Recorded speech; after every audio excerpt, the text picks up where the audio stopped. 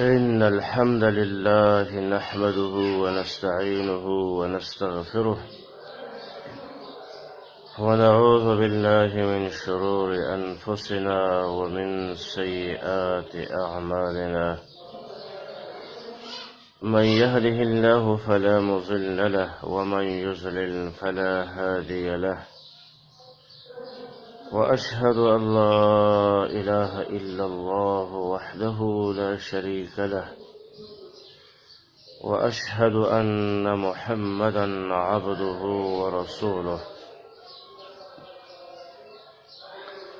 يا أيها الذين آمنوا اتقوا الله حق تقاته ولا تموتن إلا وأنتم مسلمون.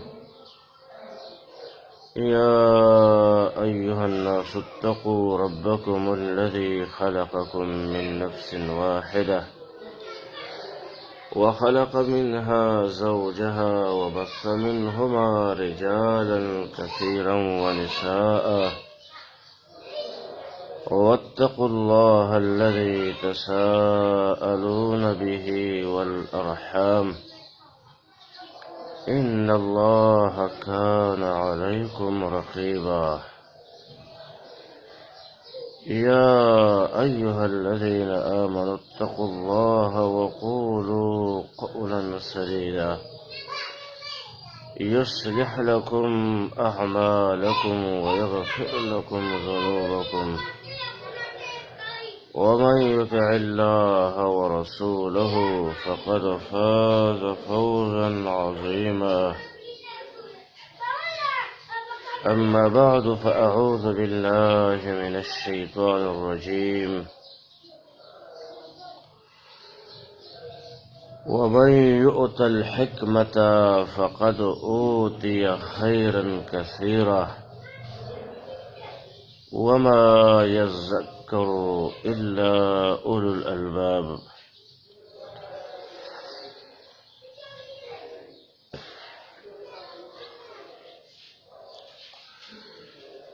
د قرآن کریم د درس د شروع نه مخکې بعضې مقدماتي خبرې چې هغه زموږ ستاسو لپاره ضرور دی چې هغه صحیح طریقه باندې واورو او په هغې باندې عمل چې د هغه وکړو. اول د قرآن کریم فضائل هغه زده کول پکار دي دې لپاره چې موږ ته پته ولګېږي چې د قرآن علم، د قرآن درس، د قرآن ته کېناستل دا څومره لوی عمل دی. ځکه قانون دا دی چې کله یو انسان د یو عمل فضیلت واوري، د هغې اجر او ثواب واوري، نو انسان چې مؤمني مسلمانې نو د دې عمل سره شوق او مینه پیدا شي چې دا خو ډېر اوچت عمل دی چې الله او د هغه رسول د دې داسې فضیلت ویلی دی، داسې ثواب یې ورله ویلی دی، داسې اجر یې ورله ویلی دی، په دې باندې دومره فایدې میلاویږي. د مسلمان مؤمن سړی زنانه د دغه عمل سره شوق او مینه پیدا شي چې یاره دا کول پکار دی.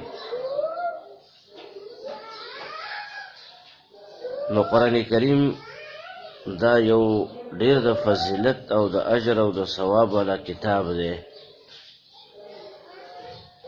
ډېر فضائل قرآن کریم هم الله رب العالمین د قرآن فضیلتونه او ثوابونه اجرونه ذکر کړي دي چې هغې ته اصل کې ترغیبات وي. ترغیب الی القرآن دا په قرآن کریم کې ډېر آیاتونه دي، تر دې پورې چې بعضو علماو ویلي دي چې په قرآن کې الله رب العالمین درېیمه حصه تقریبا دا یې په دې باندې لګولې ده چې ترغیب الی القرآن الله ورکړی دی. مونږ او تاسو ته الله د قرآن کریم ترغیب راکوي چې خلکو دا د هدایت کتاب دی، دې ته کښېنئ. که څوک دا غواړي چې ما ته د الله هدایت وکړي، که څوک دا غواړي چې زه په صراط مستقیم باندې روان شمه، که څوک دا غواړي چې زه جنت ته ورسېږم، که څوک دا غواړي چې ما نه د رب العالمین راضي شي نو هغه دې قرآن کریم را واخلي او قرآن کریم دې زده کړي او قرآن باندې د عمل وکړي قرآن ته دې کښېني د قرآن تلاوت هغه دې وکړي نو په دې کتاب باندې انسان الله ته رسېږي جنت ته رسېږي د الله محبت ته پرې رسېږي په صراط مستقیم باندې انسان روانېږي او دارنګې هدایت انسان ته الله رب العالمین د قرآن په وجه باندې کوي دا څومره بهترین کتاب شو تاسو وګورئ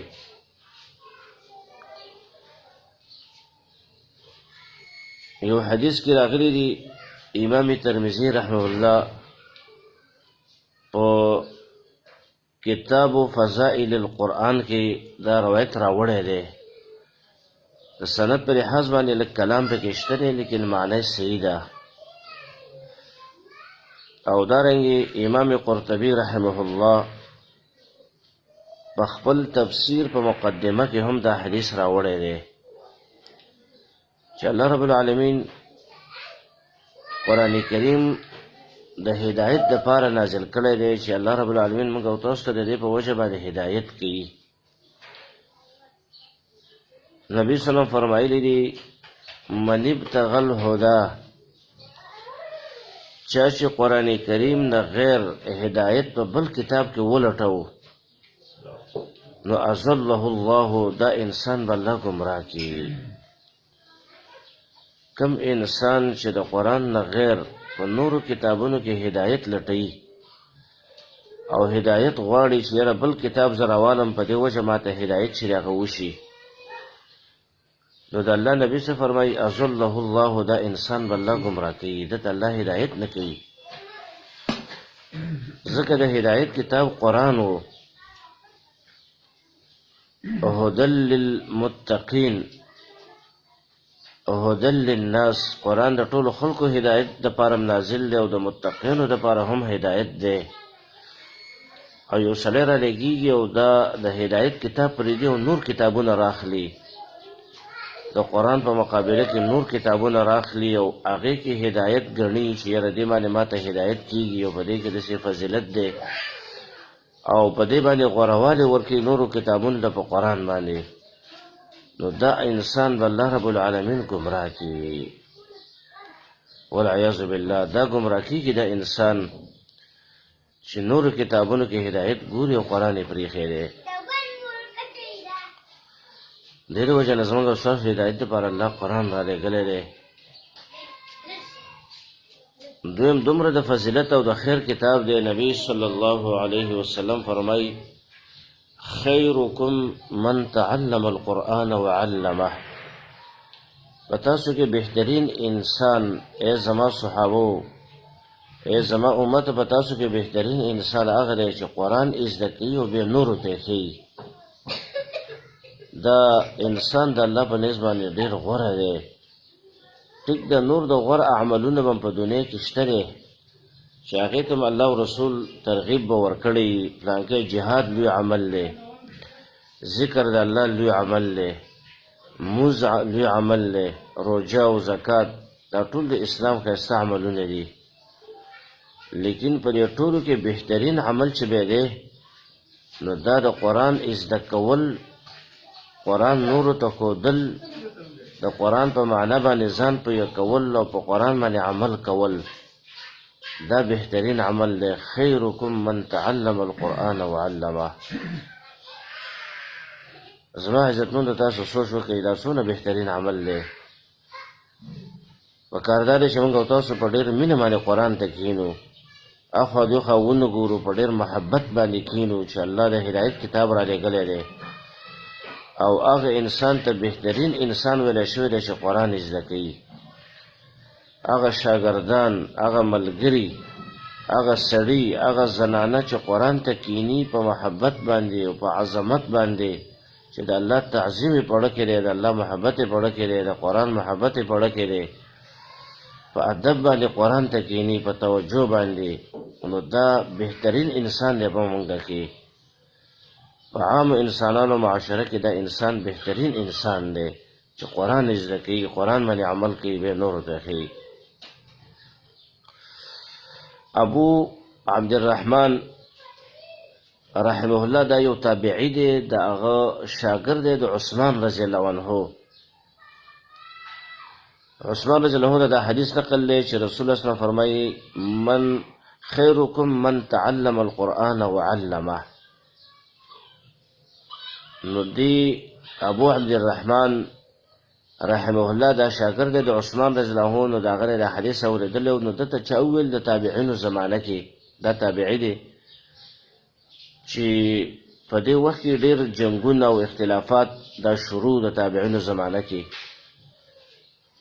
نو ته کومه یو ډلې سره ته شرکت چې د هغه نه کوې، څوک یو ډله کې دی، څوک په بله ډله کې دی، اختلافات دي، اجتهادي اختلافاتو په هغه زمانه کې، او ته راغلی یو بس په یو ځای کې ناست یې او خلکو ته قرآن ښیې، د یو ډلې موافقت هم نه کوي، د یو ډلې سره ودرېږي هم نه، او دارنګې قتال نه کوي. نو ابو عبدالرحمن وایي رحمه الله چې کله چې ما دا حدیث د عثمان رضی الله عنه اورېدلی دی چې هغه د نبي صلی الله علیه وسلم نه نقل کړی دی، نو د دې حدیث د وجې نه زه په دې سیټ باندې ناست یم، په دې ځای کې چې ناست یم او دا قرآن بیانوم، نو د دې حدیث د وجې نه چې دا ما ته بهترین عمل چې هغه ښکاره کېږي، دا نور عملونه د دې په مقابله کې هغه کم دي او ثواب او اجر کم دی، او دا عمل ډېر اوچت دی چې انسان قرآن زده کوي او نورو ته یې ښایي. دا تابعین چې نو دا د عمل والا انسانان دي، نو دې د وجې نه هغه وایي چې زه په دې حدیث عمل کوم، د دې حدیث کې فضیلت ذکر دی د قرآن، نو په دې وجه باندې زه په دې ځای کېنولی یم او د دې نه نه خوځېږم، په دې سیټ باندې کېنولی یم، په دې مقام کې کېنولی یم او د الله کتاب خلکو ته ښیم، نو د دې د وجې نه زه په نورو کارونو کې نه مشغوله کېږم.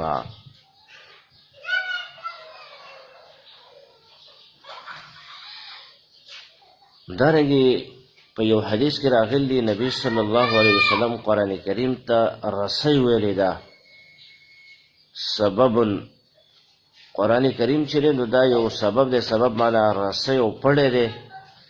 د الله نبی فرمایي د دې رسی دا یو طرف چې دی نو دا د الله په لاس کې دی، او دا بل طرف چې دی دی راښکته کلی دی بندګانو ته. یو طرف د رسی دا د الله په لاس کې دی او دا بل طرف یې بندګانو ته راښکته کلی دی. نو تاسو په دې رسی پسې ونښلئ، فتمسکو به، دا رسی ونیسئ او دارنګې په دې باندې منګولې ولګوئ او دا رسی راټینګه کوئ. لن تزلوا، تاسو به هیڅ کله ګمراه کېږئ نه، ولن تهلکوا بعده ابدا، او تاسو به هیڅ چېرې هلاکېږئ نه. انسان چې د هلاکت نه بچ کېږي که نه، د هلاکت د کندو نه بچ کېږي، نو دا د قرآن په وجه باندې بچ کېږي.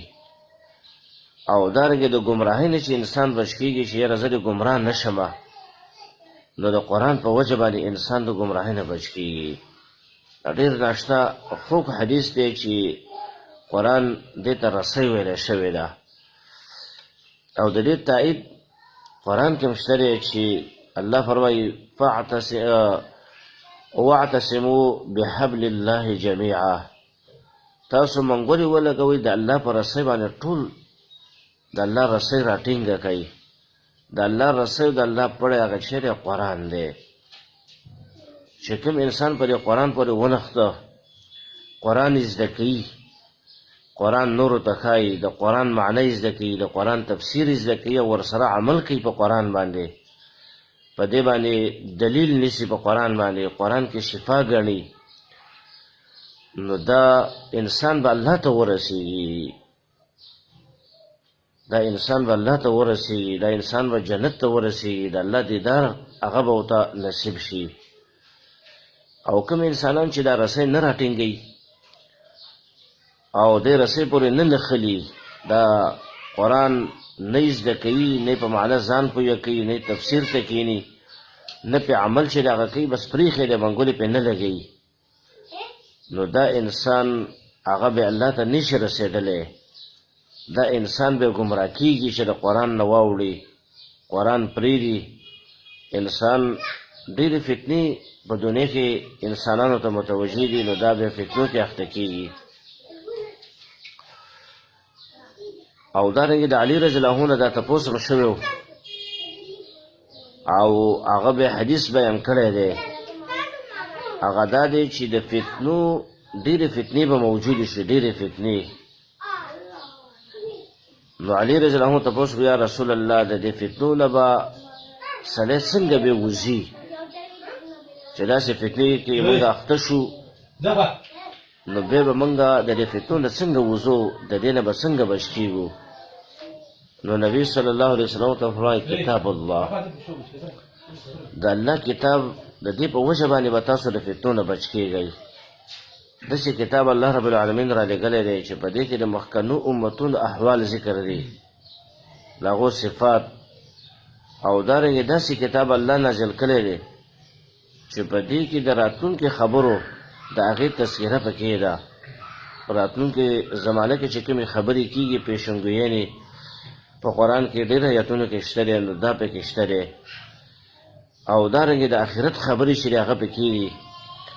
د انسانانو د ژوند سره چې کوم متعلقې خبرې دي ضروري، د ژوند د تېرولو طریقې هغه پکې ذکر دي. نو دې د وجې نه چې کوم انسان په دې باندې منګولې ولګوي، نو دا به ګمراه کېږي نه.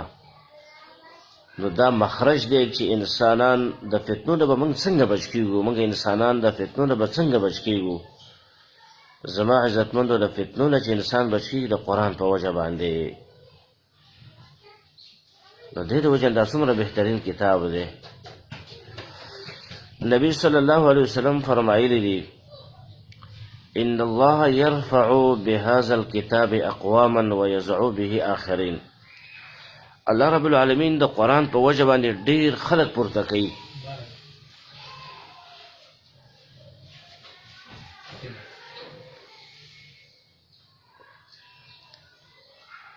د قرآن په وجه باندې الله رب العالمین ډېر قومونه پورته کوي. کم قومونه الله پورته کوي د قرآن په وجه چې کم کسان قرآن هغه وایي، قرآن زده کوي، د هغې معنی زده کوي، د هغې تفسیر زده کوي، د قرآن کریم فهم ته ځان رسوي. دارنګه ورسره ضروري په قرآن باندې عمل هم کوي. بیا دا قرآن نورو ته رسوي، د الله د رضا لپاره نورو ته رسوي. نو داسې کسان الله رب العالمین هغه اوچتوي، په ټول قوم کې به هغه اوچتي، په ټوله معاشره کې به هغه اوچتېږي. او دارنګې په ټول ملک کې به الله رب العالمین دیو له عزت ورکوي، دیو له به یو مرتبه ورکوي، د دیو شان چې هغه به پورته کوي. د دې د وجې نه قرآن کریم دا یو د عزت کتاب دی چې په دې باندې انسانانو ته الله عزت ورکوي. تاسو وګورئ چې کم انسان چې د قرآن خدمت کوي، که نه قرآن وایي او دارنګې قرآن نورو شاګردانو ته ښیي، قرآن باندې عمل کوي، قرآن معنی زده کوي، تفسیر زده کوي. تاسو وګورئ کم عالم چې دا کار کوي، الله له څومره قدر او عزت ورکوي.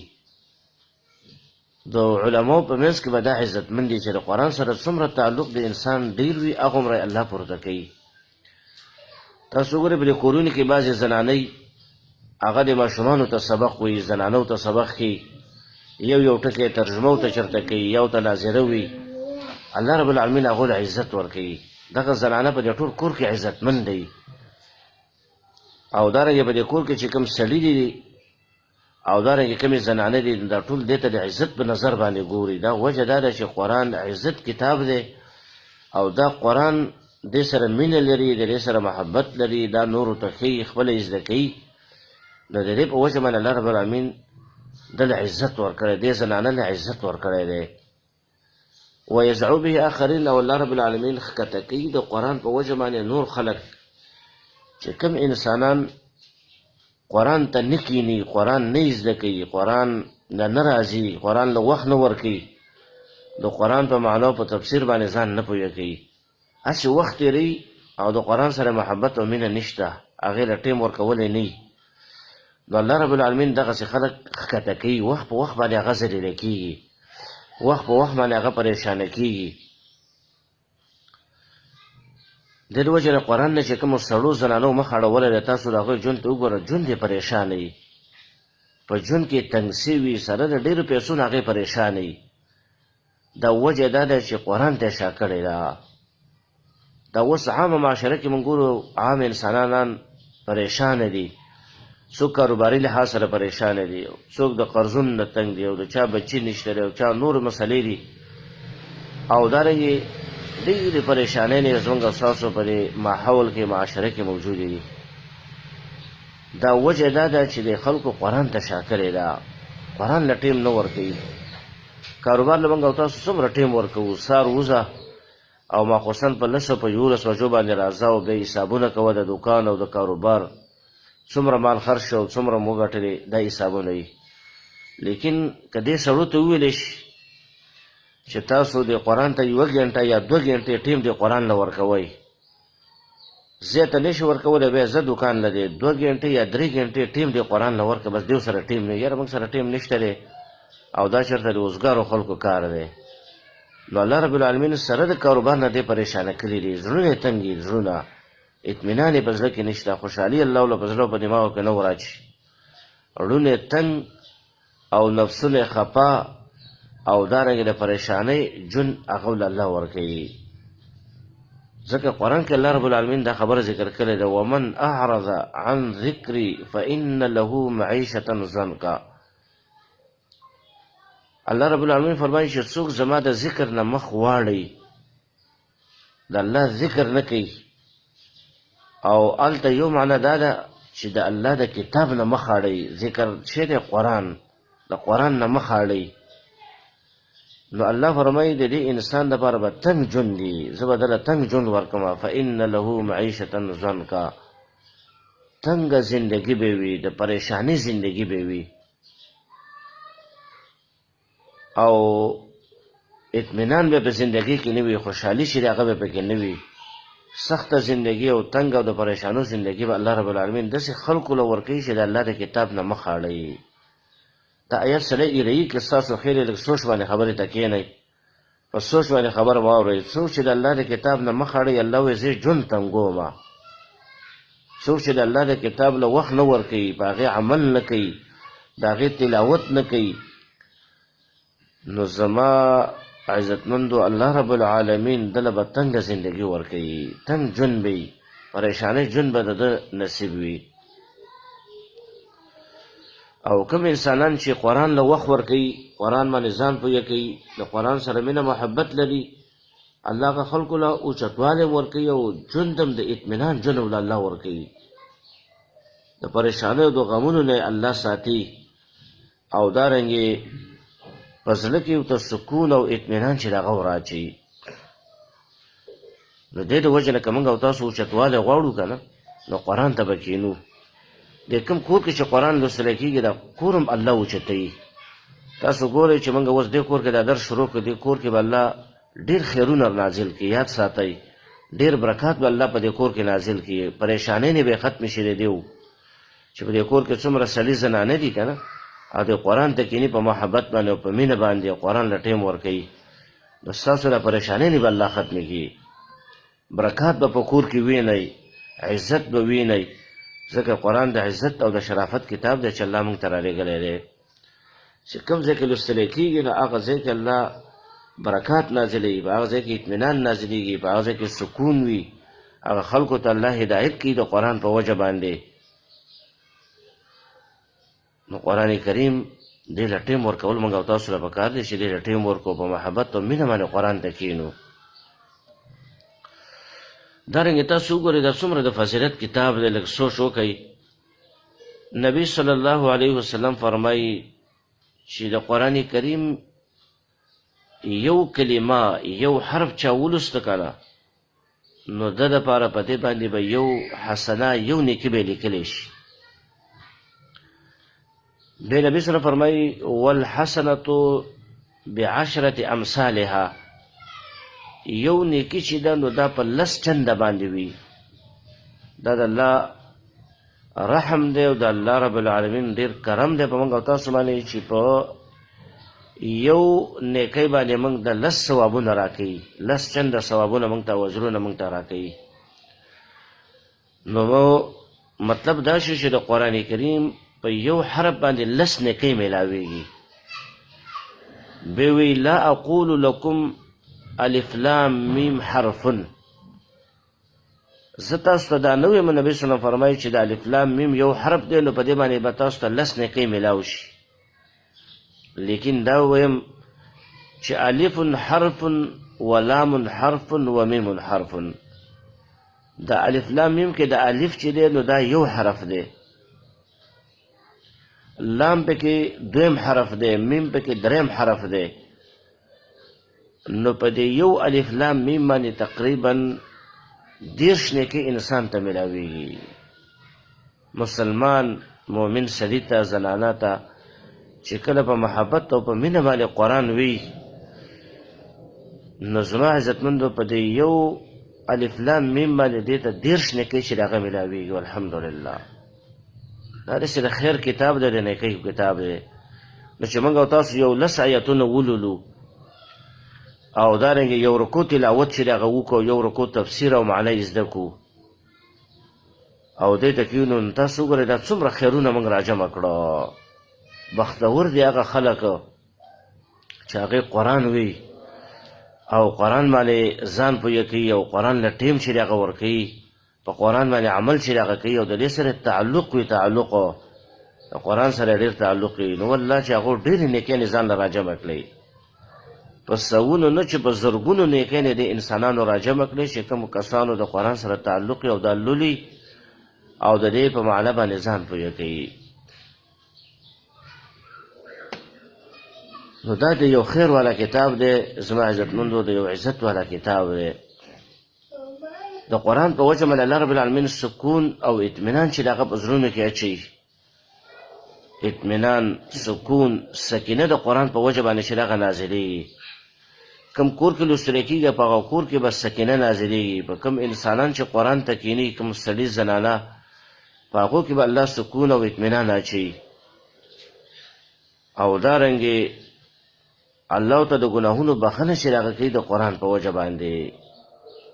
قرآن دا ډېر د عزت والا کتاب دی.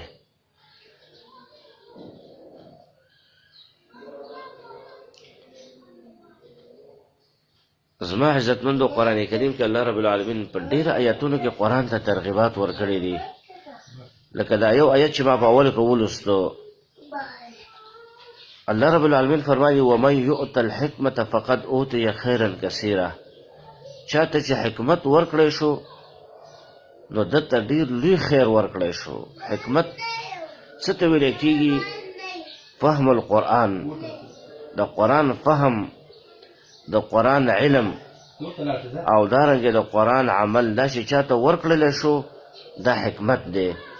حکمت څه ته وي؟ د قرآن علم، د قرآن فهم او دارنګې په قرآن باندې عمل، دا چې چاته ورکړی شو فقد اوتی خیرا کثیرا، دې انسان ته ډېر لوی خیر ورکړی شو. مال ته الله رب العالمین قرآن کې خیر ویلی دی. حلال مال چې کله سړی کسب، حلال کسب کوي او حلال مال ګټي، ظلم زیاتی پکې نه کوي او دارنګې د حرامو نه پکې ځان ساتي، د حرامو بیوع نه، د سود نه پکې ځان ساتي، نو دا خیر دی. دا مال، حلال مال ته الله خیر ویلی دی. لیکن د قرآن علم او د قرآن فهم دې ته الله رب العالمین خیر کثیر ویلی دی. فقد اوتی خیرا کثیرا، دله ډېر لوی خیر ورکړی شو. دا قرآن د دې پیسو نه غوره دی. قرآن د دې دنیا د لباسونو نه، د دنیا د سامانونو نه غوره دی. د دنیا د بادشاهۍ نه او د دنیا د وزارتونو نه او د دنیا د دې ګاړو نه، د دې هر یو شي نه قرآن غوره دی. فقد اوتی خیرا کثیرا، دله ډېر لوی خیر ورکړی شو. د دې د وجې نه دا د خیر کتاب دی. کوم انسان چې د دې سره تعلق ساتي نو هغه کې الله خیر پیدا کوي. د خیر کتاب دی، دې سره چې څوک تعلق ساتي نو الله غله خیر ورکوي. نو کومې زنانه چې دې ته کښېني نو هغې کې به الله خیر اچوي، خیر به الله ورله ورکوي.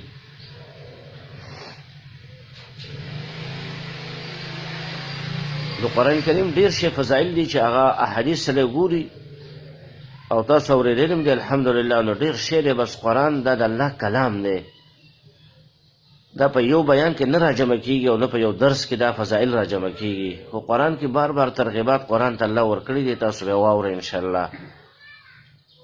الله ته مبارک کتاب ویلی دی او الله ته د هدایت کتاب ویلی دی، رحمت کتاب دی، او دارنګې بشیر او نذیر دی قرآن.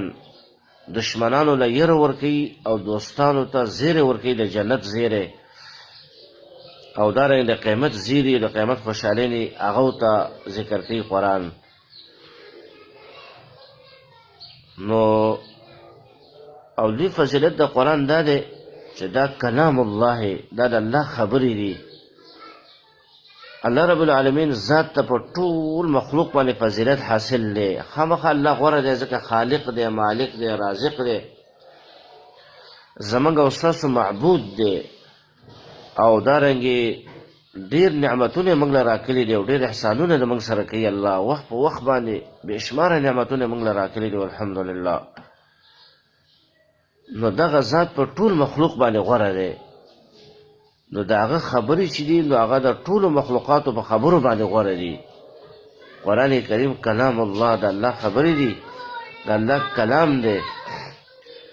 دې ته عزت حاصل دی په ټولو کلامونو باندې. مخلوقات چې څومره خبرې کوي، په دې ټولو خبرو کې بهترینې خبرې د الله رب العالمین دي. دا د الله خبرې دي.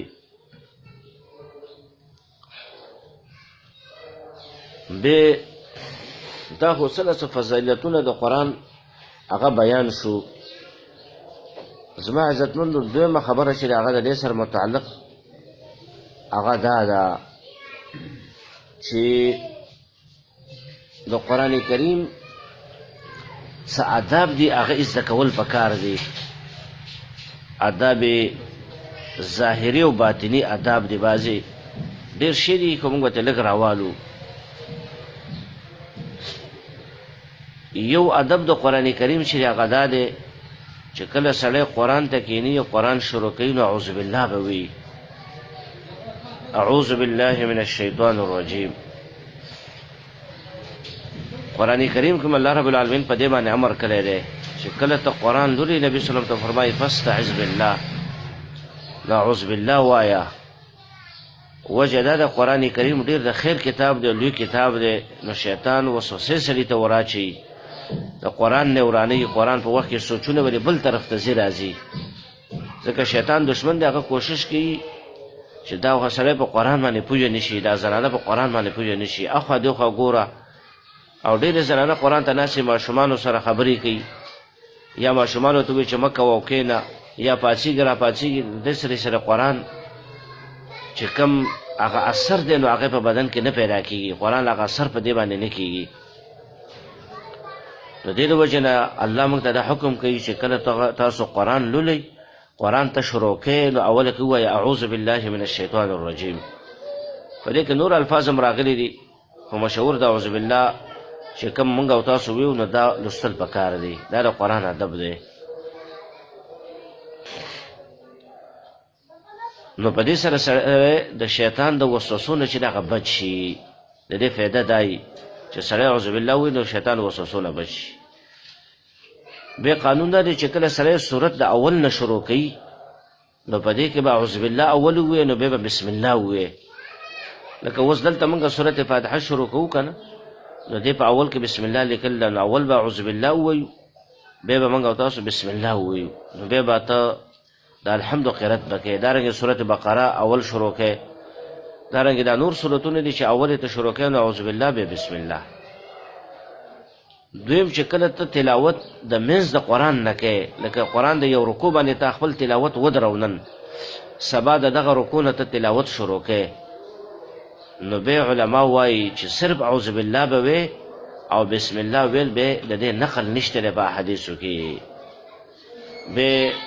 بس صرف اعوذ بالله موږ او تاسو وایو ځکه قرات شروع کوي. الله فرمایي فاستعذ بالله، لیکن د بسم الله ویل به په منځ د قرآن کې نشته دی. بسم الله به صرف په اول سورت کې ویو.